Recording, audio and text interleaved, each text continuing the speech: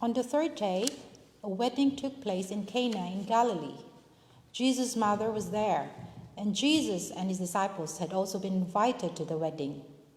When the wine was gone, Jesus' mother said to him, "They have no more wine." "Woman, why do you involve me?" Jesus replied, "My hour has not yet come." His mother said to the servants, "Do whatever he tells you." Nearby stood 6 stone water jars, the kind used by the Jews for ceremonial washing, each holding from 80 to 120 liters. Jesus said to the servants, "Fill the jars with water." So they filled them to the brim. Then he told them, "Now draw some out and take it to the master of the banquet." They did so, and the master of the banquet tasted the water that had turned into wine. He did not realize where it had come from, though the servants who had drawn the water knew. Then he called the bridegroom aside and said, "Everyone brings out the choice wine first, and then the cheaper wine after the guests have had too much to drink, but you have saved the best till now." What Jesus did here in Cana of Galilee was the first of the signs through which he revealed his glory, and his disciples believed in him.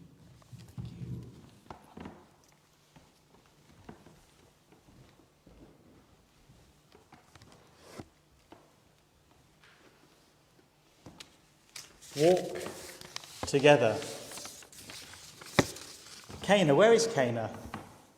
Quite close to Nazareth and a few miles away from Nazareth. And when Ant and I was going to say went there 5 years ago, Ant reminded me it was 9 years ago. My, does time fly. But some of us were there preaching at different churches around that area, and I found it really funny that we were told in Cana by the church that visitors always preach on the wedding at Cana. It had crossed my mind, and I thought it was going to be quite novel. I'm glad I didn't. I'm reminded of what my daughter says to me working in a supermarket when I say things at the cash till like, "I only came in for a few things." Or when it's not priced and I say, "Is it free then?" "Dad, everybody says that." The wedding we hear about this morning was a part of the culture, and hopefully today, but definitely part of that culture in those days. It was the celebration of marriage in a really joyful occasion. But we also know that it was taken extremely seriously, and that is indicated by the fact if the wine had run out, it would cause a deep shame upon the family, the bridegroom, the family, especially in what could be called a shame culture. And there would also be this sense among many that it would actually lead to bad luck, that the wedding would be cursed in some way. So something really key is going on here. For me, when it comes to marriage, I was reminded this Christmas day that it was 30 years ago this Christmas that I asked Kate to marry me. And I went through in my mind how we were driving to their big family home. It was a family gathering, and some of the family lived in this very big house in the Kent countryside at that time, and maybe about 30 or 40 of us were gathering for Christmas. And I remember the nerves, the butterflies in my stomach, because Kate didn't know, she didn't have a clue. And I realised just how seriously I took marriage, that this was going to be life-changing, because I was entering into it thinking that this was going to be life. That was my attitude. That was my starting place. Didn't come from a position of faith. I think possibly this commitment to marriage, ironically, came from having come from a broken family. But a really high regard for marriage, which has remained with me today. Let me state, as we often state at this point, what we believe is that marriage is for life, but not always. Sometimes I believe, my conviction is there is wisdom in a couple going their separate ways, especially when that has turned into an abusive relationship, when it has become toxic. That's where we stand, I would say, as a church. But still having that really, really high regard for marriage. Staying with each other. This is the intention when you come together. staying with each other through thick and thin, the good times, the bad times. And surely for every marriage there will be a mixture of that. It's what's called a covenant attitude, rather than seeing marriage as a contract. A covenant is something that two people, two parties enter into in a way that says, regardless of how you perform, regardless of how you measure up, regardless of how happy you make me, regardless of what comes our way, we're going to stick together. Whereas a contract in life is two parties coming together and saying, I promise to fulfill this for you, and you for me. If you don't play your part, or I don't play my part, we'll go our separate ways. We have a covenant attitude towards marriage. We have our covenant service today, so keep that kind of covenantal attitude in mind. And covenant today is on two levels. It's often described as horizontal and vertical. Now, we know God isn't up there, or in other words, not just up there, not just left to the side of Jupiter or Mars or something. God is everywhere. But if we think about the vertical, we are in covenant with God. God will be with us, will remain faithful to us through all circumstances, and God will not break off our relationship. The only variable is whether we consciously choose to carry on walking with God or start walking with God in the first place. That might be somebody's choice this morning. To start walking for the first time, or to choose to start walking again, or to carry on walking with God. Then on the horizontal in terms of covenant service today, it is our covenant with each other as local church. We see in the wedding at Cana that it was community coming together to celebrate. They did life together. It's thought that maybe those getting married were related to Jesus, to Mary in some way, because they came from a fair distance in those days, although it was only a few hours' walk perhaps. It was a fair distance.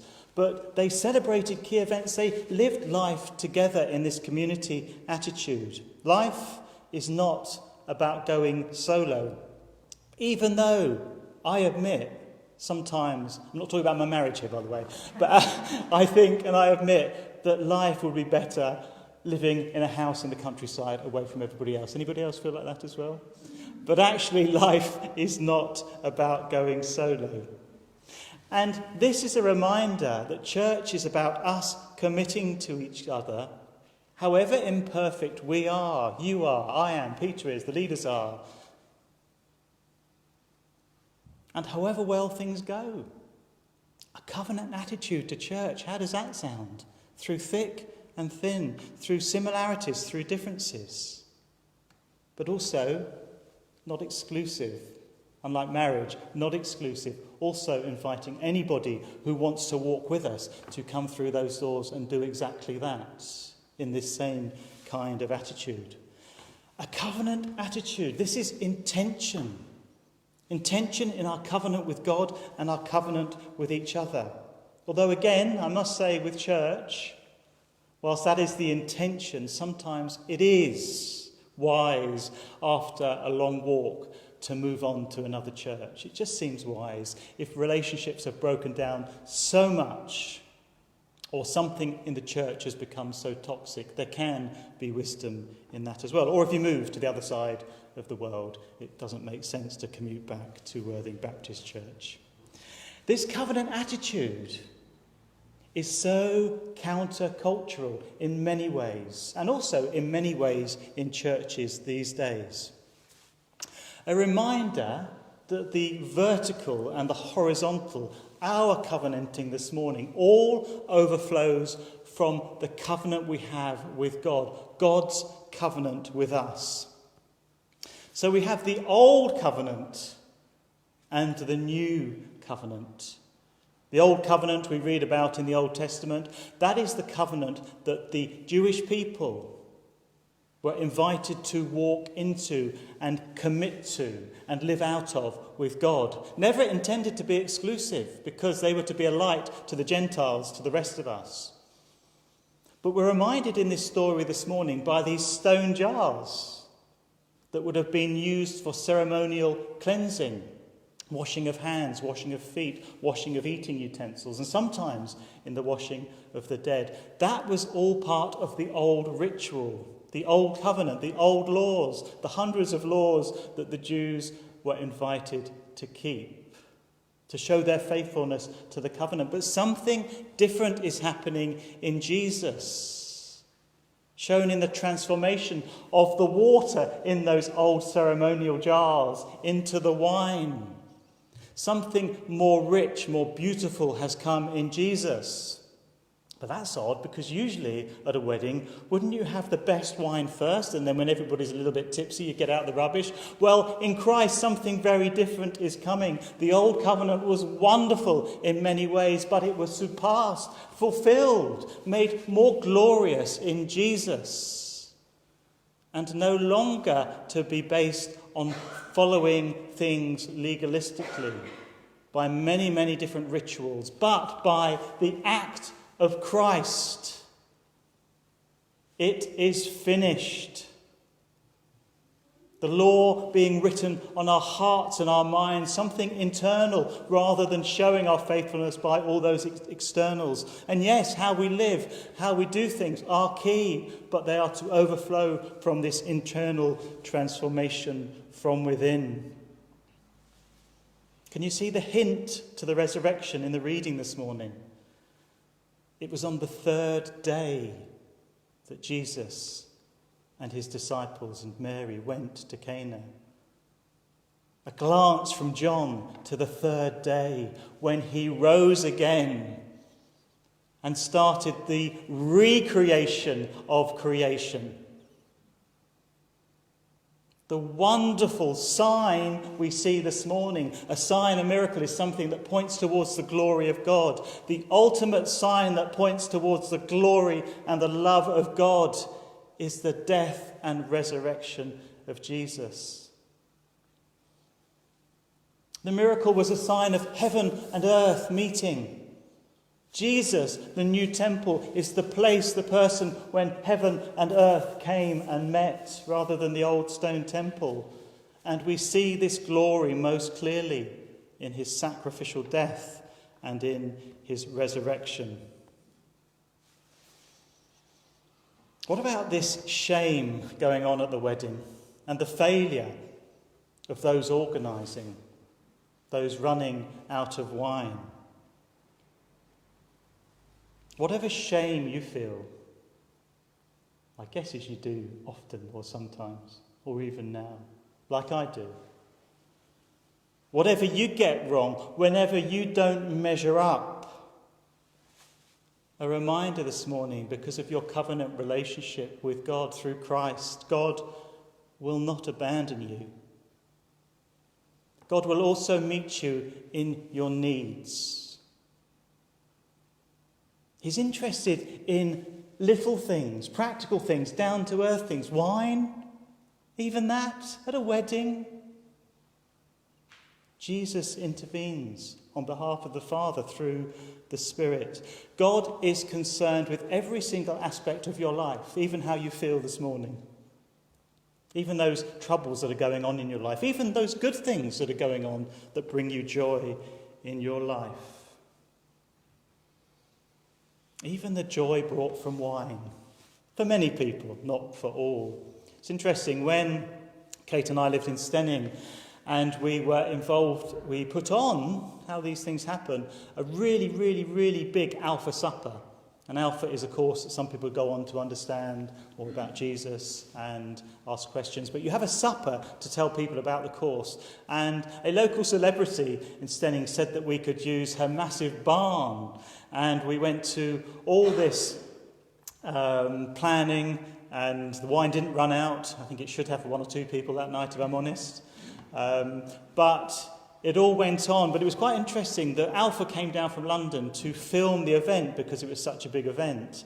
And part of the filming was going to be used in this country, but part was going to be used in America. And for that part of the filming, they said, please could you all now take your wine bottles off the table and hide them under the table, because it would not go down well in the churches in America. And I always find that astounding that some people try to make a lot about this wasn't proper wine. It was wine.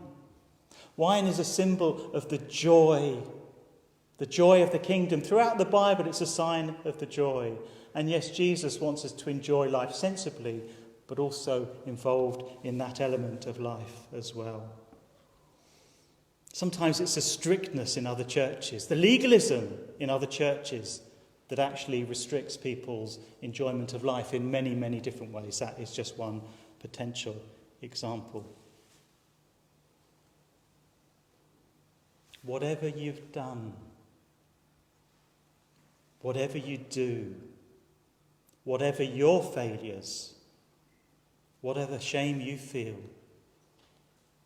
if you feel you have let God down, perhaps over the last 2 years you haven't measured up in your eyes as to how you might have wanted to measure up living as a Christian, if you would call yourself that, in the midst of a pandemic. God is still committed to you. Eternally committed to you. And your security in this covenant, ultimately, thankfully, thank God, is ultimately down to God. That's why covenant is watertight. Because God knows we muck up and we fall short day after day. Thank God for that. Maybe for you there's a slight change to this. Maybe you also feel that you have been let down by God. And that's fine. That's real. But the invitation this morning is to ponder the cross afresh and to reflect on what the cross tells you about the extent of God's love for you, what God went through for you. Would God now suddenly choose to abandon you? No, even though it might sometimes feel like that. Maybe the invitation this morning again is to choose to walk with God for the first time, or to give God another go. More commitment, Parker. More commitment, Parker. You buffoon. You are never going to get anywhere in life. 3 of my teachers told me that at grammar school. It never worked. It was only the encouraging teachers that brought out the best in me. By God telling you, by us telling you this morning to recommit to God, recommit to the church, it won't work at any depth. So why respond to the invitation to recommit? Well, not out of guilt, not out of fear, not out of a sense of your unworthiness. I better do this because then I'll be more worthy and loved by God and maybe loved by the church. But responding within the grace of God, choosing to recommit if you do, or commit for the first time, but for healthy reasons. Commitment can be really, really, really healthy. To commit to something through thick and thin, and yes, as far as church, knowing that the church is imperfect, knowing that challenges will come along the way. Can I remind you this morning, if you're hearing this invitation, it's also to commit from where you are at and at whatever level you are at reality. For some of you, if it's your first or second time here, your commitment might be actually, I think I want to come again just to check out if this might be the church I want to walk with in the future. Maybe if you've been coming here for a few months or checking us out online, your commitment this morning will be, I'm going to commit a little bit more in my heart. Maybe even respond in the invitation that is coming later. And for those of you who have been coming for many, many years, maybe you've got into a rut. Or maybe you're just going through the motions. Or maybe you're really committed. The invitation this morning is to recommit afresh at a deeper level. For some of you this morning, your choice might be to commit in terms of checking out baptism, believers' baptism, whereby somebody chooses to be baptized. To come through the waters of baptism as an outward expression of something gone on internally. That, yes, I recognise the invitation to the covenant with God, and I would love to walk into that and walk eternally with God on the other side. For others of you who have been baptised, you'll know that you've bent through those waters of baptism, but you've mucked up many times and you've stumbled, you've come off the path, you've got things wrong as well as right. Remember that precious day and maybe choose, I want to get back on the path again. Let me bring this together. Walk together with God and with each other. Something really intriguing is going on in this reading. Mary notices the wine has run out. She tells Jesus, and he replies with a woman.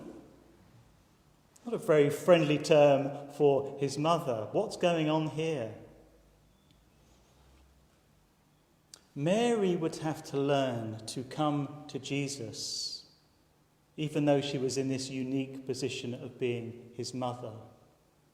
But Mary would have to learn to come to the Son of God, not as his mother, but as an individual response. Coming to him as her saviour as well as her son. And in doing that, like every single one of us, she would need to learn to follow, to walk with, rather than to control. Have you ever tried to control God? Tell God what it should be like, how God should do things. This is all about us learning to come to Jesus in trust and openness and to let go of control.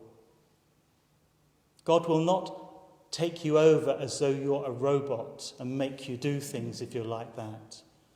But it's recognizing through that openness to the Spirit of God, and not micromanaging our own lives and the lives of others and trying to hold on tightly to control and telling God what to do, that actually we can walk forward as disciples, as followers of Christ, following him. And I would suggest that's truly where we find a spring in our step, and maybe even a hop and a skip and a dance as well. It's called walking by faith. The water to wine was a sign of the kingdom. The greatest sign was the cross. The kingdom coming in this world through Christ more and more and more. The invitation again this morning is you can't do your part on your own. We have to do it together if we're to do it at all, to some extent anyway. You can't do it without God. The invitation is to play your part in building the kingdom. Sounds very grand, but it's in things like being kind and loving and generous and who you are. This isn't about transformation of wine, this story. This is about transformation of this world as the kingdom comes. This is about your transformation as you become more and more open to God and are transformed into the likeness of Christ. Until that day, please hear these words.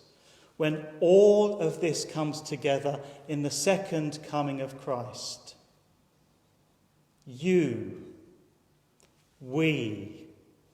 will never, ever walk alone. Let us pray.